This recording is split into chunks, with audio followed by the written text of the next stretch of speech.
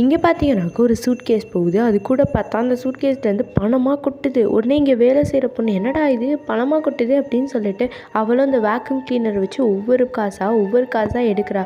ரொம்பவே காசு அள்ளிட்டனால அந்த வேக்யூம் கிளீனரே ஃபுல்லாகிடுச்சு. அதுக்கப்புறம் என்னடா பண்ணுறது அப்படின்னு சொல்லிட்டு அவளோட வாயில் இருந்த பபிள் கேமை ஒட்டி செப்பலில் வச்சு ஒரு பணமாக எடுத்துகிட்டு போகிறா. திடீர்னு பார்த்தா அந்த சூட்கேஸ் ஒன்று திரும்பிட்டு, இங்கே ஃப்ளோர் எங்கே இருக்குது அப்படி கேட்டேன்னா, மேலே இருக்குது சார் அப்படின்னு சொல்கிறான்.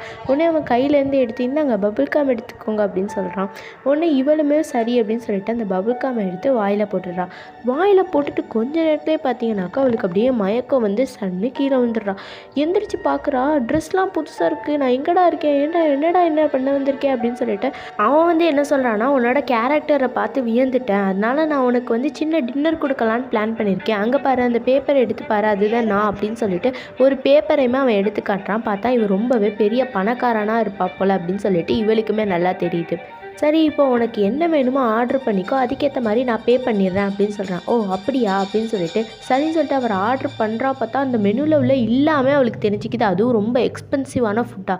ஓ நீ செம்மையாக சொல்கிறியே எல்லாமே அப்படின்னு சொல்லிட்டு அவனு சொல்கிறான். அதுக்கப்புறம் பார்த்தா அவளுக்கு சாப்பாடு வருது, சாப்பிட்டு முடிச்சுட்டாங்க. அதுக்கப்புறம் லாஸ்ட்டாக டெசர்ட் ஆர்டர் பண்ணிப்பா. உடனே வந்து அவன் பணக்காரன் கேட்குறான், நீ சொன்ன டெசர்ட் இல்லையே, நான் என்ன பண்ணுவேனோ நீ அப்படியே பண்ணு, அதாவது பணக்காரவங்க என்ன பண்ணுவாங்களோ அப்படியே பண்ணு அப்படின்னே அந்த வெயிட்டர் பார்த்தா இவன் ஃப்ரெண்டாக இருப்பா போல். அது கூட பார்க்காம டக்குன்னு வந்து அவனை அடிச்சிருவா. ஏன்னா பணத்திமிரை காட்டணும் அப்படிங்கிற ஒரு அகம்பாவத்தினால.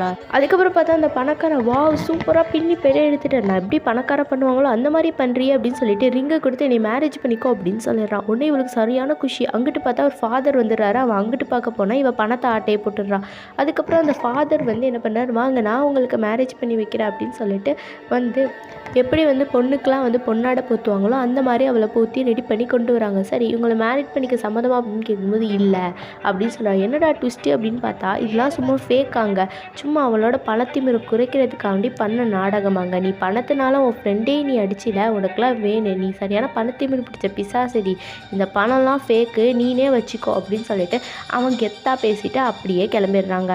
அதுக்கப்புறம் இவ பார்த்தா என்னடா இது அப்படின்னு பார்த்தா திடீர்னு பின்னாடி, எக்ஸ்கியூஸ் மீ மேம், நீங்கள் சாப்பிட்டதுக்கு பில் கட்டணும் அப்படிங்கிறான். என்னது நான் சாப்பிட்டதுக்கு பில்லா, அதெல்லாம் கட்ட முடியாது போடா அப்படின்னு, என் ஃப்ரெண்டு தானே நீ, எப்படியாச்சும் என்னை காப்பாற்றுடா அப்படின்னு சொல்லி எவ்வளவோ ட்ரை பண்ணுறா. பட் நீ ஒன்று தொடச்சிட்டு போ, இல்லைனா காசை கட்டிட்டு போ அப்படின்னு சொல்லிட்டு அந்த ஃப்ரெண்டு திமிரா பேசிட்டு போயிடுறான்.